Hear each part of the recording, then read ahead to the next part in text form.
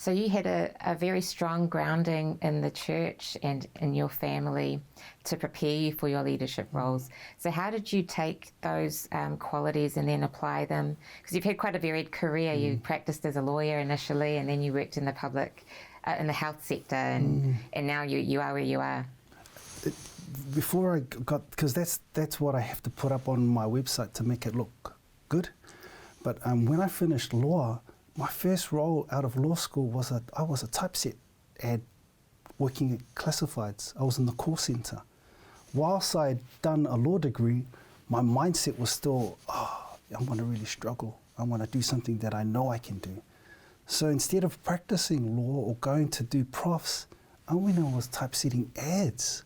So I was in the call center. My mindset determined that that's where I should sit, even though I'd done all this leadership stuff at PCFC. And my wife now, Alison, thankfully was patient with me. We were just courting at the time, but just, encouraged me that, hey, actually there's more to what you're called to than just this. And so once I shifted my mindset, got into profs, and it wasn't until I got to profs that I realized, man, I'm just as good as any of these guys if I put the time and effort into really studying and doing well. And so then from there, got into Sullivan & Associates, which was a small boutique firm, and I learned a lot from this American lawyer, and that's where I learned hustle, was from that man. I learned hustle from my mum and my dad, but the term hustle I learned from this American. He'd go, Mac, where's your case files? Oh, yeah, they're here. So where are you at with your case files? Oh, no, I'm all up to date. So what time did you call that case manager there? Oh, this morning. It's 2 o'clock now. You still haven't heard. Have you emailed? Have you texted? Have you called? You keep going and going and going until you get an answer. And so then I just applied that to everything I do. Like I just hustle at every step of the way. And I've seen that doesn't mean that I'm now no longer Pacific.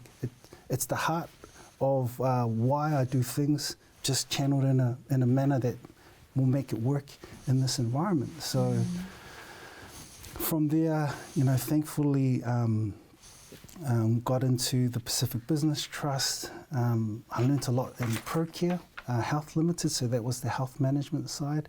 And in that role, I had 7 entities that I had to look after, and so that meant that there were 7 board meetings, 7 chairmen, 7 board papers. Some were monthly, some were bi-monthly.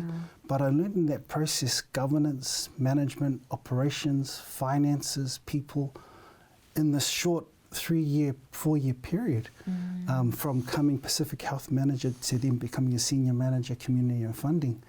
And so I think I learned a lot through that process of how to run an organization, the numbers, profit and loss, balance sheets, all that kind of stuff.